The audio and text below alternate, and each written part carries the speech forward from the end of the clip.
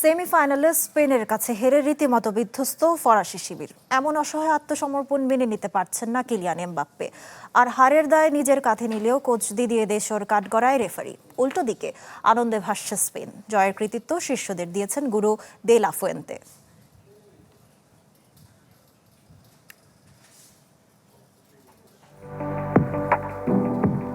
প্রত্যাশা ছিল high voltage লড়াইয়ের, কিন্তু ম্যাচটা হলো একপেশে।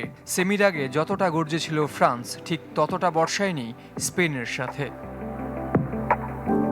ডালাসে ফরাসিদের রীতিমতো বোতলবন্দি করে রেখেছিল লা রোহা ফিউরি। আসর জুড়ে ত্রাস ছড়ালেও এদিন নিষ্প্রভ এমবাপ্পে, দেমবেলে, ওলিসেদের নিয়ে গড়া ফরাসি আক্রমণ। সমর্থকদের মতো হতাশ এমবাপ্পে নিজেও।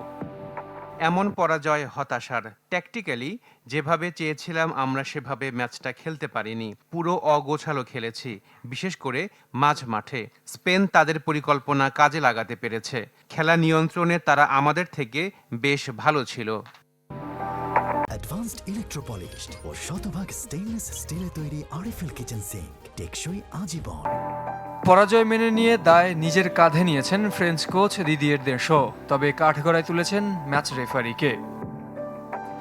একটা প্রশ্ন করছি এবং আমি নিজে ওর উত্তর দেব না। এই রেফারির কি আদৌ বিশ্বকাপ সেমিফাইনালের মতো ম্যাচ পরিচালনার যোগ্যতা আছে? আজ কিছু বললে মনে হবে হেরে গিয়ে কাঁদছি, তবে এটা শুধু পেনাল্টির বিষয় না, একের পর এক অনেকগুলো ভুলের সমষ্টি।